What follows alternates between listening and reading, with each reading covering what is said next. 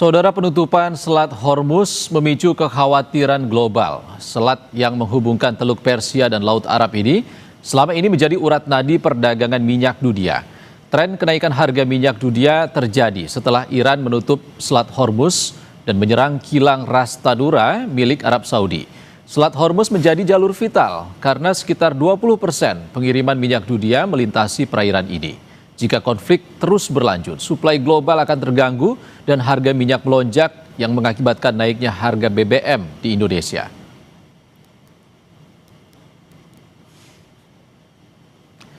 Konflik pun berpotensi mengganggu rantai pasok global. Gangguan distribusi energi berdampak langsung pada biaya produksi dan logistik pangan. Harga komoditas seperti ayam, telur, beras, dan sayuran berisiko meningkat. Terlebih kebutuhan yang harus diimpor. Ketika inflasi pangan naik, daya beli melemah dan konsumsi domestik Indonesia ikut terdampak. Dan pada akhirnya dampak perang Iran versus Amerika Serikat dan Israel akan dirasakan dalam kehidupan keseharian warga. Setelah rupiah melemah, harga BBM naik akan diikuti dengan kenaikan harga lainnya. Mulai dari ongkos transportasi hingga harga kebutuhan lainnya akan naik hingga berdampak ke masyarakat.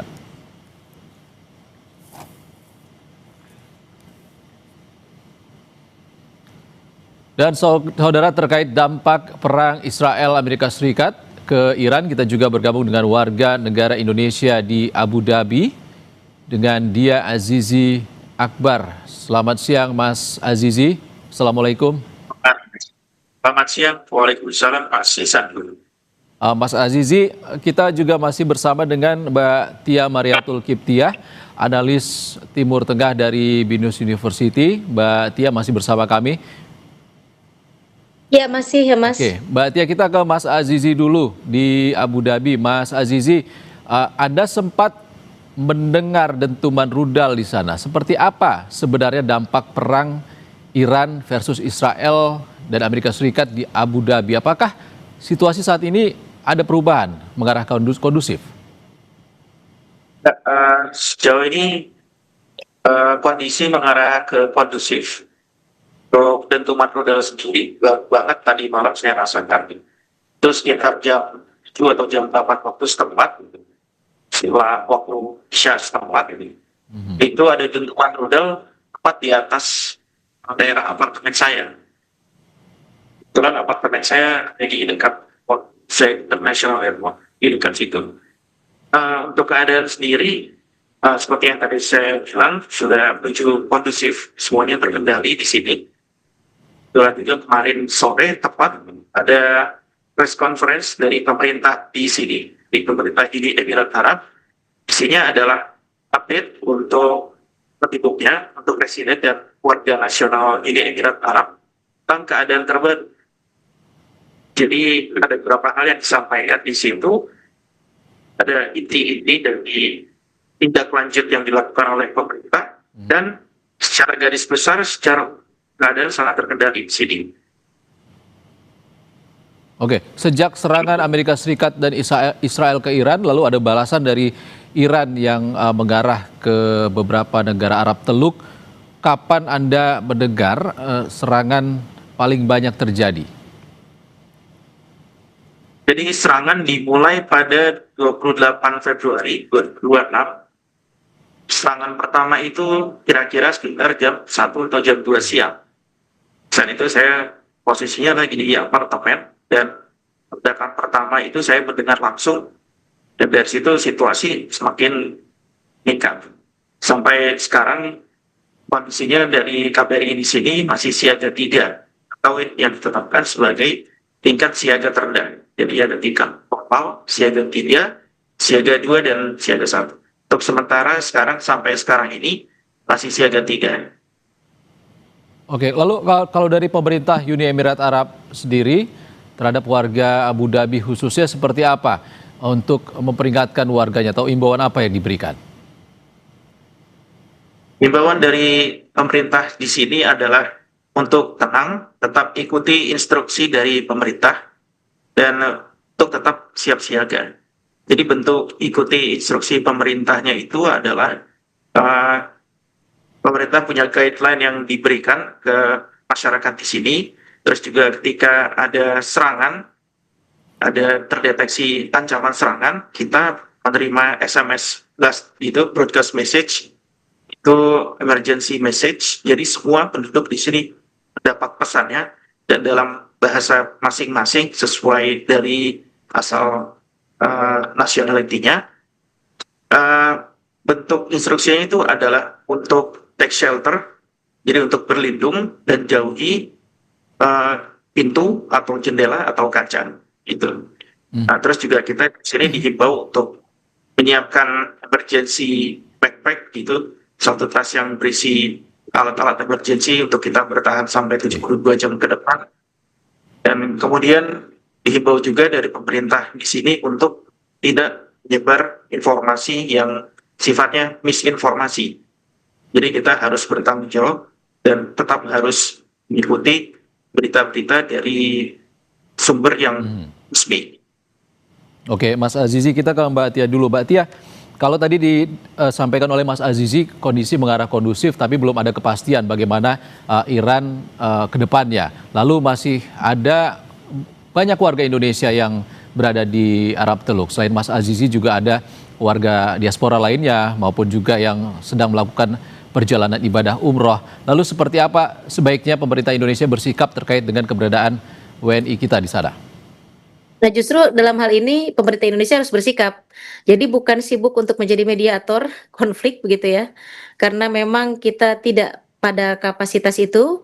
Justru yang harus dilakukan oleh pemerintah Indonesia adalah konsen dengan WNI kita di berbagai titik konflik. Satu, di Iran itu cukup banyak juga WNI kita di sana, harus terus dilakukan koordinasi, dan saya apresiasi bahwa Kompas TV kemarin mengundang Pak Dubesnya ya, sehingga kita mengetahui kondisi WNI di sana. Yang kedua adalah titik-titik yaitu negara-negara Teluk, karena itu juga terdampak dari konflik ini. Uni Emirat, kemudian Qatar, kemudian Arab Saudi, apalagi Arab Saudi memang selain sangat banyak WNI di sana juga ada sejumlah yang memang sedang beribadah.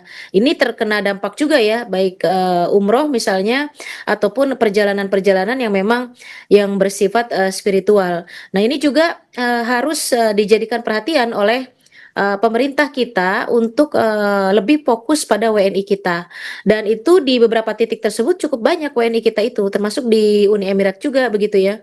Kemudian di Qatar itu juga harus menjadi perhatian. Dan kita mencari lagi titik mana lagi yang kira-kira memang ketika Amerika menyerang Iran, Iran kembali memberikan balasan. Itu harus menjadi fokus begitu. Jadi jangan dulu berkomentar lah tentang bagaimana Amerika, bagaimana Iran, tapi justru yang harus kita fokuskan adalah WNI kita dulu, keselamatan WNI kita dulu. Baru kita memberikan komentar-komentar secara politik yang lainnya. Saya melihat pemerintah kita terbalik begitu ya, memberikan komentar politik dulu, baru komentar-komentar tentang keselamatan WNI menyusul kemudian. Ini dibalik, harusnya kita fokus ke keselamatan WNI dulu, dan untuk sementara sebaiknya diam untuk komentar politik mengenai tensi yang terjadi di Timur Tengah. Mas Iksan, harus fokus ke WNI yang saat ini berada di Semenanjung Arab. Lalu kita ke Mas Azizi. Mas Azizi, bagaimana komunikasi dari KBRI di sana? Apakah ada udah sounding gitu? Apakah ada jadwal penerbangan untuk kembali ke Indonesia bagi WNI? Sementara belum ada, karena seperti yang tadi saya bilang, tiketnya masih siaga 3, jadi belum mengarah untuk evakuasi. Jadi semuanya masih dihimbau untuk tenang. Ditambah lagi kondisi di sini adalah penerbangan masih sangat terbatas. Jadi di sini wilayah udara masih ditutup, jadi belum banyak penerbangan yang bisa keluar ataupun masuk dari Uni Emirat Arab. Untuk kerusakan bandara sendiri akibat serangan Iran, sejauh mana yang Anda ketahui, Mas Azizi? Yang saya ketahui, untuk di tempat saya di Abu Dhabi, di Zayed International Airport, tidak ada kerusakan. Tapi untuk di Dubai Airport, di situ ada sedikit kerusakan di terminal kemarin.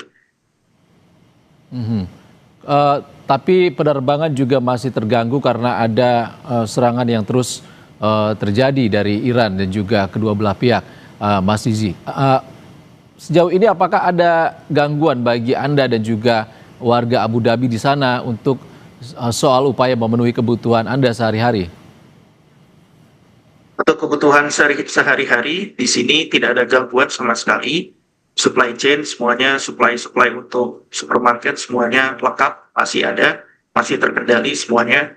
Kemarin pun termasuk di konferensi pers yang diadakan sore kemarin dari pemerintah disebutkan juga bahwa pemerintah semenjak kejadian 28 Februari kemarin sudah melakukan sekitar 400 lebih inspeksi ke 600 lebih toko-toko yang tersebar di Uni Emirat Arab.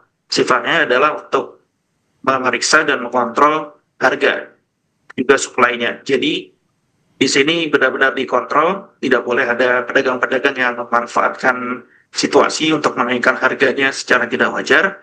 Pun juga pembeli-pembelinya, residen-residen di sini dihimbau untuk tidak panik buying atau membeli secara panik. Beli jumlah besar tapi tidak memikirkan stok untuk orang-orang yang lain. Oke, Mas Azizi, ya, Mas Azizi terakhir, kalaupun belum ada perintah evakuasi, lalu jika ada kesempatan ataupun bisa pulang ke tanah air, apakah Anda akan pulang? Sementara saya masih menunggu kabar.